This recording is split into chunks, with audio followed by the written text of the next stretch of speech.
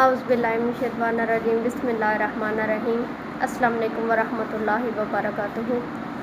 آج میں آپ سے سورۃ فرقان کی ایک آیت کی تفسیر بیان کروں گی۔ وَعِبَادُ الرَّحْمَٰنِ الَّذِينَ يَمْشُونَ عَلَى الْأَرْضِ هَوْنًا، اور رحمان کے بندے وہ ہیں جو زمین پر چلتے ہیں آہستہ آہستہ۔ اگرچہ عاجزی کا مفہوم وسیع ہے، لیکن یہاں چلنے پھرنے میں عاجزی اور وقار کا بیان ہے، یعنی اللہ تعالیٰ کے بندے وہ ہیں جو عاجزی اور فراپنی سے چلتے ہیں، چلنے میں تکبر کا اظہار نہیں کرتے۔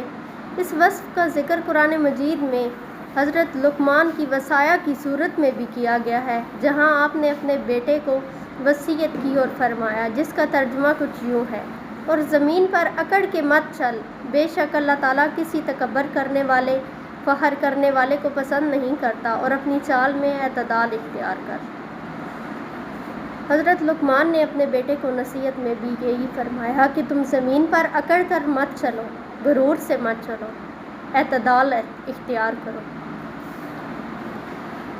چونکہ اللہ تعالیٰ کو تکبر بھی کسی صورت بھی اللہ تعالیٰ کو تکبر پسند نہیں ہے، لہٰذا چلنے میں بھی تکبر سے روک دیا گیا ہے اور عاجزی اور مطاعت اختیار کرنے کا حکم دیا گیا ہے۔ تکبر سے چلنا بعض اوقات فساد کا باعث بھی بن سکتا ہے۔ رسول صلی اللہ علیہ وآلہ وسلم کے جو چلنے کا طریقہ ہے وہ کچھ اس صورت میں بیان کیا گیا ہے کہ جیسے آپ کسی اونچائی سے اتر رہے ہوں اور زمین آپ کے لیے لپٹی جا رہی ہو، یعنی کہ جیسے کہ ہم اونچائی سے اترتے ہیں تو ایسے لگتا ہے کہ جھک کر چل رہے ہیں اور زمین کی طرف جا رہے ہیں، اس طرح انسان کو چلنا چاہیے۔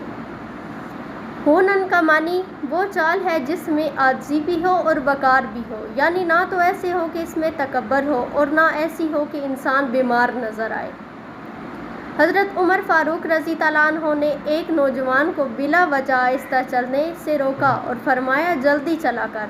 اس آیت میں چال کی اصلاح کے متعلق اس لیے بھی حکم دیا گیا ہے کہ انسان کی چال اس کی شخصیت کا مکمل آئینہ دار ہوتی ہے، اس لیے انسان کو زمین پر اکڑ کر نہیں چلنا چاہیے، اس کو آہستہ آہستہ چلنا چاہیے۔ انسان کو اتنا بھی ایسے آہستہ نہیں چلنا چاہیے کہ وہ بیمار نظر آئے، اور نہ ہی انسان کو اتنا وہ سینہ چوڑا کر کے چلنا چاہیے کہ انسان وہ غرور، ایسے لگے کہ یہ غرور ہے اس انسان میں، یہ اکڑ کر چل رہا ہے زمین پہ۔ اللہ تعالیٰ کو یہ بھی پسند نہیں ہے کہ انسان زمین کے اوپر وہ اکڑ کر چلے۔ صدق اللہ العظیم۔